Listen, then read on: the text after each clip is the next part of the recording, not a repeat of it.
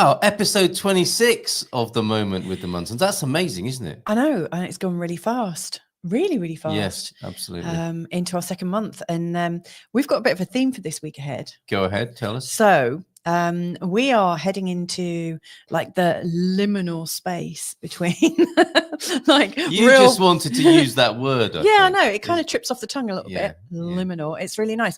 Like we've got Sadhu Dah today that we're going to be talking to.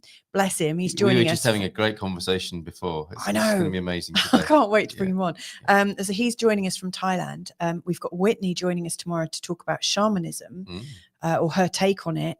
Then later on this week, on Thursday, we're going to be playing an interview, a chat that I had with Daniel, who's the spirit medium. So there's a lot of, I don't know, we're sort of venturing into the mystery of life, I would say. Very good. I'm really excited about it. Excellent. And bringing that into the practicality, the here and now. This is The Moment with the Munsons on New Reality TV, co-creating a new reality.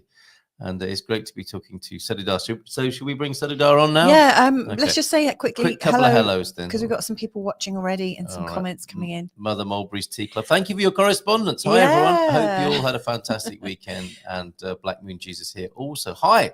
Hello to you. And I know it says, how's your week going? And it's only just after midday on Monday. But still, let us know how you're doing. And let's be together in this moment, certainly for the next half an hour on New Reality TV. All the way live from Thailand now. Sadhu Dah, hello. Hi, how's it going? Very good. Yeah, really good. It's you're going into your evening, your dinner time over there? Yeah, it's just after 7. Wow. Okay. Thailand. Love Thailand. It's going to be great to find out how you got to be there. I don't know where to start. Well, Sadhu Dah has an amazing story, right? Sadhu Dah has got a TV show on New Reality TV called the Sadhu Dah Experience. And what I'd really like, I've seen a couple of episodes of it and really like it because you're sort of exploring different practices. Really getting to show some of your knowledge about mystery schools and meditation, the ancient sacredness of different traditions. What I'd really like to know is how did you end up going to Asia in the first place? What are you doing there? And also, we will be having a Sadhu Dah experience of our own, won't we, today? Whilst you're with us. I think you will be. Brilliant. Where do you want to start? How did you get to be there? Well, it was a calculated move that came after some turbulent life situations. I don't really mind talking about some of the how and why because I feel that's relevant to my story, but I will be honest that it wasn't so good. And what I mean by that is, I've been studying like the paranormal and shamanistic aspects of Thai Ajon or like Lana lineage, which is what I follow over here in Thailand. But I only took the actual plunge because the life I'd been living before, which was perfect in every regard, just abruptly ended. My fiance that I had been with, unfortunately, she had some struggles. She had a lot of struggles and they ended up becoming too much for her to deal with. And unfortunately, that led to her no longer being with us. And I was, for lack of a better word, just destroyed. I ended up pretty much regressing on everything that, I had been like teaching and doing as far as being like a spiritual guru of sorts. I went on drugs very heavily and I just self-destructed completely. And a lot of people around me, they couldn't really blame me, but they didn't want to watch the train wreck. So I had a friend, my best friend in this world, who pretty much gave me no options and was like, nah, you're getting help. I'm not going to let you do this to yourself. And once it was all said and done, it was like, you need to go take a trip. You need a new pace of scenery and you need to go find yourself and you need to just get it all sorted, mate. So, so that's what I did. And the one thing I could think of was, well, Thailand's played such a special role in my life for so long, and a lot of what I practice and what I teach people comes from Thailand. So why don't I try and find what I'm looking for, what I need there? And not only did I find it, but before I realized it, I had a website. I've been featured on over 100 different podcasts. I partnered up with New Reality, running a Patreon, a YouTube. I have people from all over the world that contact me, that come to my global retreats. And I just had to step back at one point and be like, whoa, how did I do all this? And it just kind of hit me that I finally found what I was looking for. Wow. What's very interesting, Sadhu Dah, is for many people, we hear a story of transformation, a new reality for people coming from a breakdown of that kind, devastating circumstances, leading people onto a new awareness of life. But clearly you were already in a spiritual awareness previously. You were working as a spiritual teacher, were you, at that point? And it threw me off my game. Yeah. Okay, so an interesting angle on that, but deepened by the sound of it. It took you deeper into it's the raw honesty. Yes. Yeah. Amazing.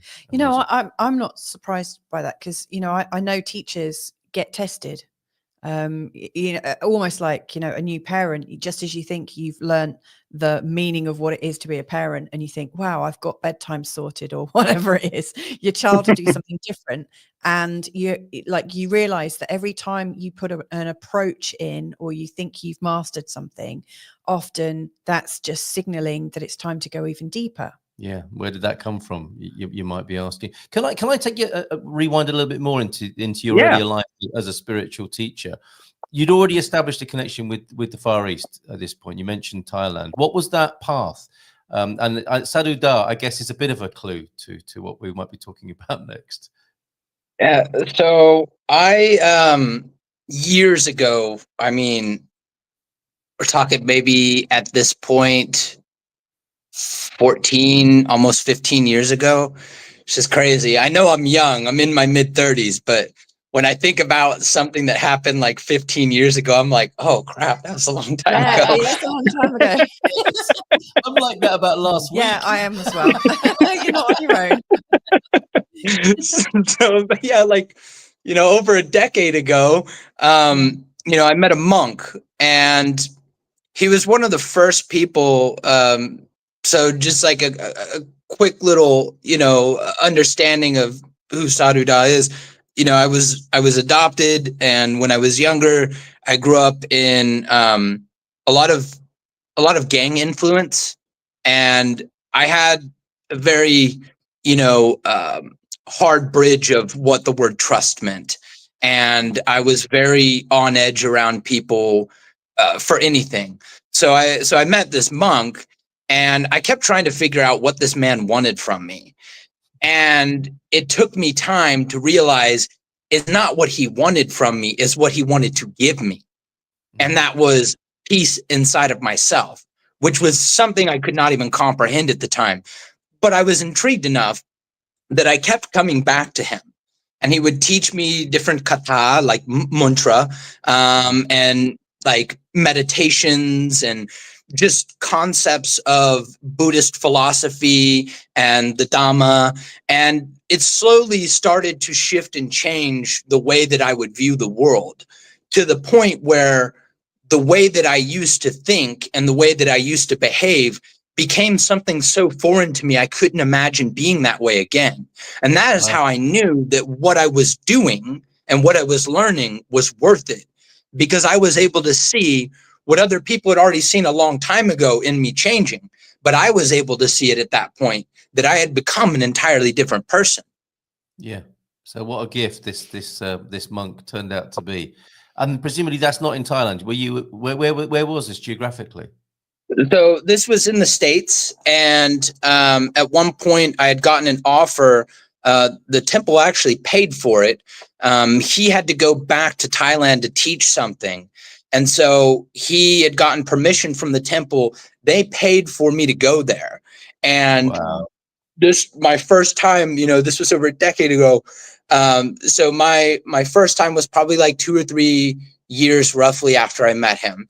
And the first time that I went to Thailand, it was like excitement of being, you know, in such a far away culture and getting to experience everything, except there was one caveat to the temple sponsoring me going. And that was that I had to live as a monk without being a monk. So I had to essentially adhere to all of the rules. I had to wake up when they woke up. I had to eat when they eat. I had to meditate as they meditated. And I even did a Vipassana practice, which lasted for about a month, which is anyone that's done Vipassana, that's pretty extreme. And that was a huge, unbelievable transformation for me, being able to, for the first time in my life, say, I know what it's like to meet myself. Things just kind of grew from there. Amazing. So spiritual boot camp. I mean, that is quite some accelerator that you, and quite I mean, I got yelled at by monks because I was mispronouncing the kata. It would make me start all over again. So it was like a spiritual boot camp. Incredible. I like the thought that you had to do what the monks were doing and yet live a normal life. What does that mean? Exactly. So you were doing what the monks were doing, but not being a monk. So I wasn't ordained, and I was more or less just along for the experience. But because I was an apprentice, is how Master Thanaful, the monk, would refer to me as. I was an apprentice under him. I was learning Tai Wicha, which is like the magic, and I was learning a lot of different things from him. And in keeping with the tradition, to receive my Khan, which is like your ranking within this magic lineage, within the Thai shamanism, in order to hit certain marks to be able to progress, it's kind of almost like a mandate that you have to become a monk in a sense. But it's not even that you need to be a monk, but it's that you need to embody the principles and live in the fashion that monks do to be able to gain the insights of wisdom and cultivation that these monks get by the way that they live. So I lived the life of a monk, but I was not a monk. Oh, okay. Yeah, fair enough. And what are you now? How do you, I mean, I'm what they call an Ajahn, which is a teacher of the occult, is like a rough translation of it. But you know, for a more Western context, it's like when you think of any indigenous practice anywhere in the world, and you think of the term shaman for that culture, that's what in Thailand we have, which are the Ajahn and the Lusi. They are the shamans of the East. And is that the world you are now working in as a Thai shaman? Yeah. Okay. I'm sorry, it's annoying, isn't it, to have the boxes and the descriptions, but it's also kind of helpful to have people understand. It's hard to explain because it's so foreign. I mean, you know, like when I talk about something like making pluksek or having soksit, like this means nothing to you guys because the terminologies are not familiar. But if I say transmission of power or receiving a divine blessing, that we can understand. So boxing things in sometimes is a better way to approach it, lest you look like you're trying to gatekeep when you're trying to give understanding. Yes, indeed. No, totally get that. Mother Mulberry is sharing here on the twists and turns of life. The first 20 years of my life, I believed I was magic. The next 20, I believed I was mad. Now I know I'm madly magical. I wonder what's next. I wonder what's next. And Deb's joined us as well. Thanks for being here, Deb. As well. And now you're leading, facilitating retreats, right, in Thailand. That's the kind of vehicle, is it now?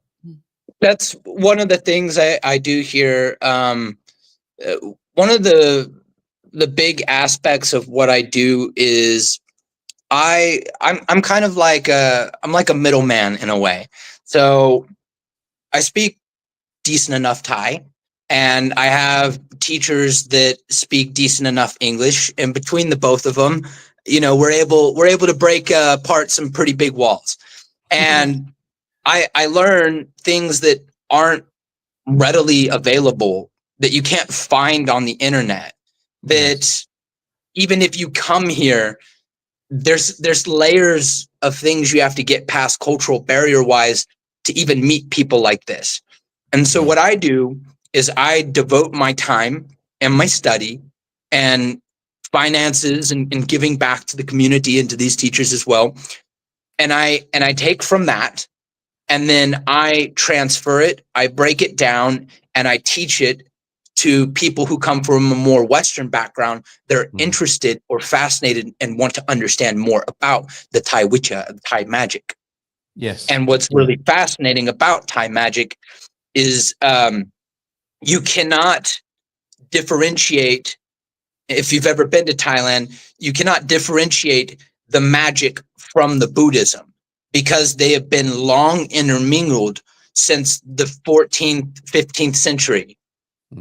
So it's just like you go to a Waikru at a temple, which is like an honoring of the teachers, an honoring of the lineage. So you go there, you're going to see monks in the temple chanting and praying, wrapping the white thread around people, transmitting the power and the energy. You're going to see effigies, deities, and gods. You're going to see all kinds of different ceremonies and offerings and rituals all happening within the temple. Not all Buddhist lineages in other different Asian countries have that aspect of magic to it. Right. Incredible. Okay, so quite a niche. And is it fair to say a part of the new reality in terms of of this lineage? Oh, sorry, you cut out for a second.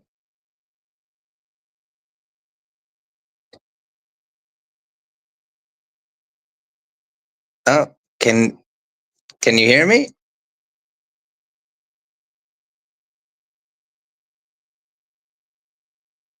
Hello? Oh no, technical difficulties.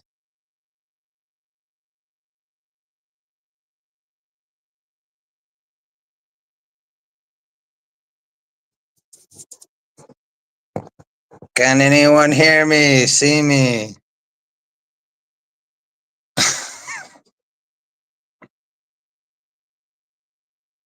Oh no. What happened? I think something happened to their stream. I don't know. It still says live. I don't see them. I see me. Am I in the show? I don't know.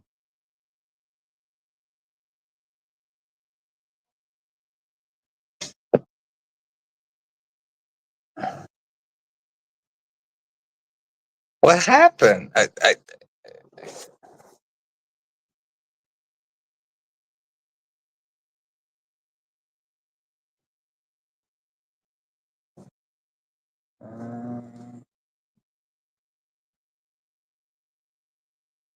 Let me try.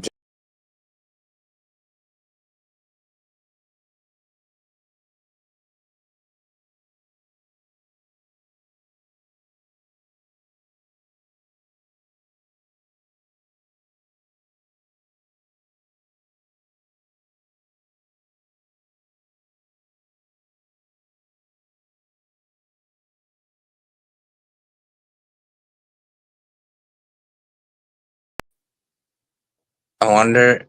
So sorry to leave you hanging like that. I don't know what happened. We had some sort of internet outage when I asked her. It's always the best questions as well, I think. Thank you for staying. Yeah, you were like, da da da. And I was like, hello? Yeah, sorry to leave you in that position. Were we like this? Yeah, it looks like. I mean, you were just kind of frozen. I think people are trying to help here as well. Thank you very much, Jim. Oh, my Mercury shift into retrograde. Yes, that's what happened.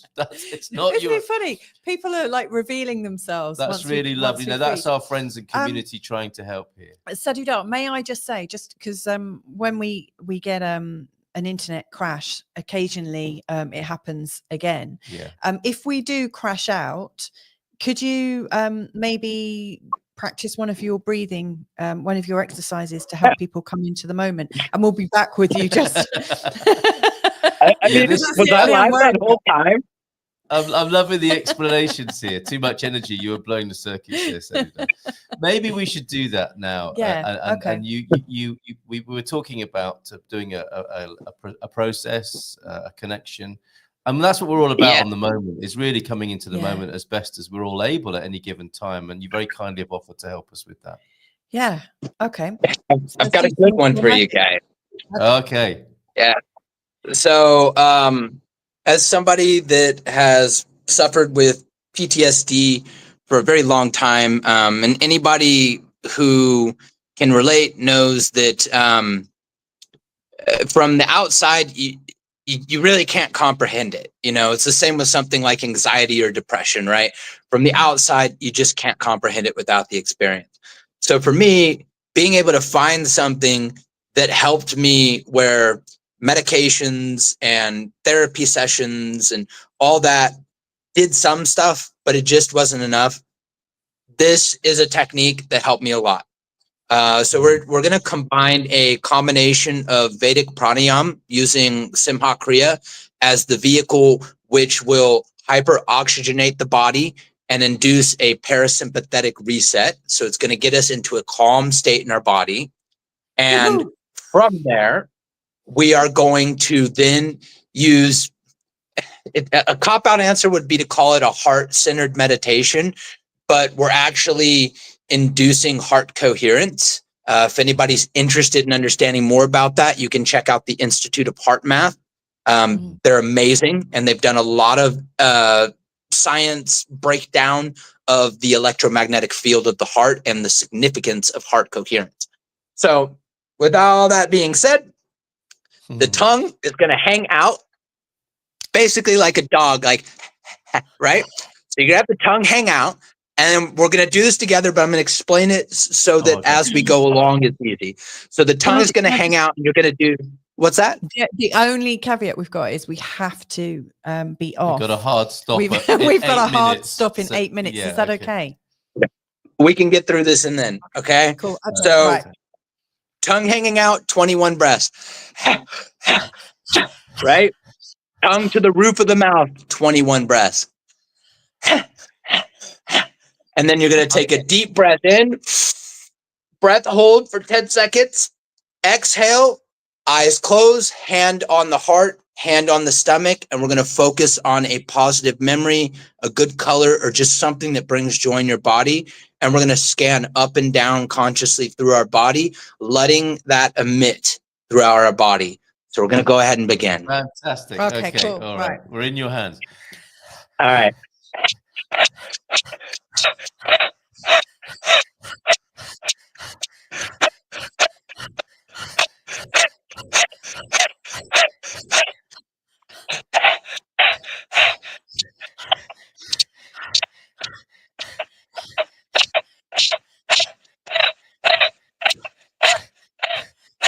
Big breath in.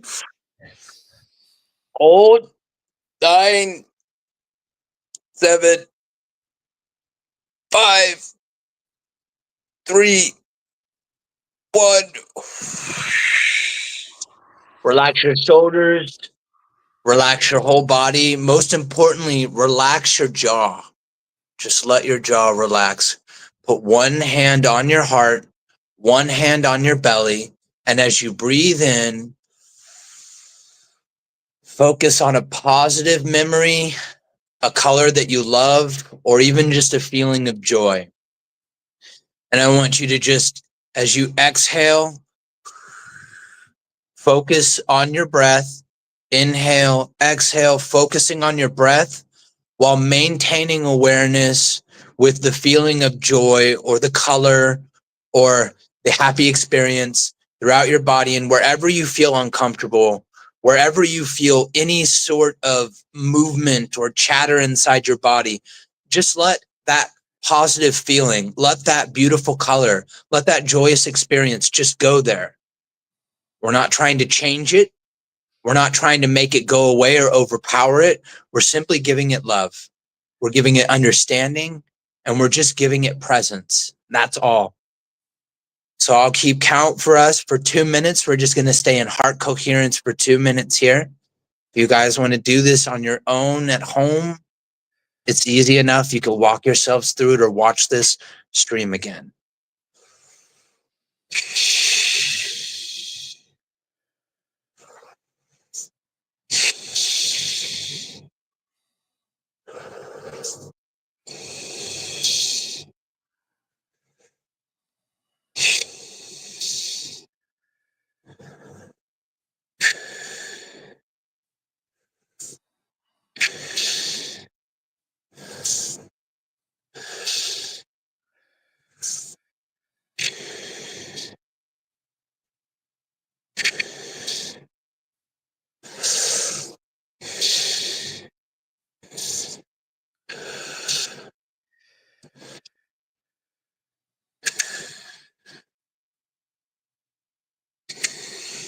Remember to focus on the breath. Maintaining awareness, scanning up and down the body.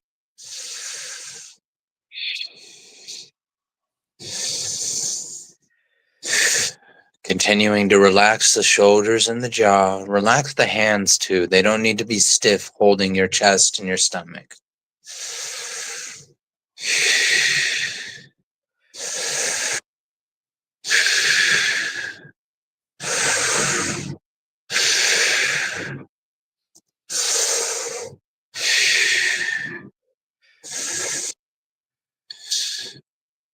And now if we can all just take our right hand and put our left hand over top of it, right below your belly button, like you're holding your stomach, just like this. And you're going to rotate clockwise and feel the warmth behind your hands in your stomach as we rotate it 9 times clockwise, like you're massaging your belly. This is locking the energy that we've cultivated in this heart coherence into our hara, or what the Taoists refer to as the lower dantian, the battery. And after the 9th rotation, you just tap 3 times, and there you go. You've stored that energy in your body to run through your pranic system, and now your body has access to that cultivated energy of the heart coherence.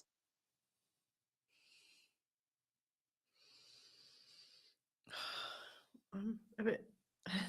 You okay? I'm a bit moved. It's a beautiful ride. It really is. That's heart coherent. It's a great place to be.